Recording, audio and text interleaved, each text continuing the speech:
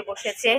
অবশ্য আমিই বলেছি, বৈষ্ণবী খাওয়ার গল্প করছিল। আজকে শুধু চিপস দিয়ে ভাত খেয়েছে, শুধু ভাত আজকে রান্না হয়, পিসি রান্না করে পাঠায়নি, ছোট পিসি রান্না করে পাঠায়নি, শুধু চিপস দিয়ে শুধু শুধু ভাতগুলো খেয়েছে। তাই বললাম সন্ধেবেলায় কিছু খাবি? আমায় তো চিকেন সসেস এনে দিয়েছে, বললো সব খাবো, তোমাদের বাড়িতে এসে খালি খাবো আর খাবো, দিনরাত খালি বাইরের খাবার খাবো। তাহলে এখন কিছু খাবি? বলে রাস্তায় খাবার দেখছি আর লোভ লাগছে, কিন্তু কেউ তো পয়সা দেবে না, এখন ওদের কাছে পয়সা থাকে না। তো আমি বললাম তাহলে নিচে যা, নিচে গিয়ে আমায় পাঠা, আমি টাকা দিয়ে দিচ্ছি। এখন দেখি অজিত খেলা দেখছে, কত বকা খেতে হবে।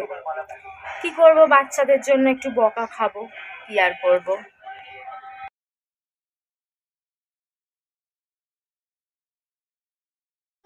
বন্ধুগণ, welcome back to my channel Moumita Basak. যাই হোক, তো একটু আগে লাইভ করছিলাম, লাইভে এসে একজন বলছিল কি জানো, আমায় নিয়ে নাকি কে লাইভে গালাগালি করছে, কি করছে না করছে। দেখো, এক তো আমি মানুষকে নিয়ে পড়ে থাকি না, আমি এইসবে থাকি না, না আমি কোনো পাপ কাজ করছি, না আমি কোনো খারাপ কাজ করি, না আমি কলগাল, না আমি কোনো নোংরামি করে পয়সা রোজগার করি। তো আমার মতন মানুষকে নিয়ে নিন্দা চর্চার কোনো কারণ থাকতে পারে? আমি তো বুঝতেই পারছি না। তাহলে কেন, কি কারণ থাকতে পারে? এক রাজীব, এক আমার মডার্ন পোশাক আশাক। তাহলে আবার বলে দিই, মডার্ন পোশাক আশাক পরা কোনো অপরাধ নয়, কোনো আইনত অপরাধ নয়, কোনো সামাজিক অপরাধ নয়। তাহলে আর দোকানে, বাজারে, হাটে, গ্রামে গঞ্জে সব জায়গায় মডার্ন পোশাক বিক্রি হতো না, মানুষ পরতেন না। তো যেই জিনিস আইনত অপরাধ নয়, যেই জিনিস সামাজিক অপরাধ নয়, যেই জিনিস হাটে বাজারে সব জায়গায় খোলা মাঠে বিক্রি হচ্ছে, হাজার হাজার লক্ষ লক্ষ মহিলা মেয়েরা কিনে পড়ছে, তো সেটা নিয়ে যদি কেউ এখন কন্টেন্ট না পেয়ে চর্চা করতে বসে, তাহলে আর সেই নিয়ে আমার কিচ্ছু বলার নেই। আর রইল মারোয়ারি, যেই সম্পর্কটা ইতিহাস হয়ে গেছে, লোকে দেখতে দেখতে মানে এমন পাকা পেকে গেছে, সে আর বলার মতন না। মানে ইতিহাস এদো পুরনো পচা, মানে চোখে দেখে, একসাথে দেখে আমার পাড়ার লোক, আমার বাড়ির লোক, চারিদিকের লোক পচে গেছে। মানে ওর বাড়ি আমার বাড়ি এক সম্পর্ক, ফ্যামিলি, মানে একটা পরিবারের মতন হয়ে গেছিল একটা টাইমে। এখন আর মারা যেতে যেতে যেতে যেতে বেঁচে আর কজন আছে?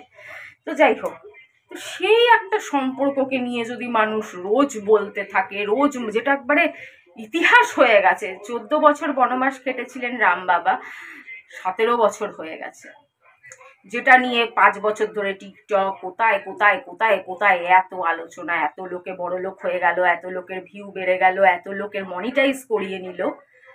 সেইটা নিয়ে যদি আবার কেউ নিজের ভিউ বাড়াতে চায়, কন্টেন্ট বানাতে চায়, তো বানাবে। আমি লোকের ভালো করছি, এতে আমার কি? আর আমি এদেরকে চিনিও না। রাস্তায় বেরোলে আশেপাশে কুকুর বিড়াল কত কিছু থাকে, সবাইকে কি চিনতে হবে? আমাকে দিয়ে কত মানুষ মনিটাইজ করিয়েছে, আমি তাদের চিনি নাকি?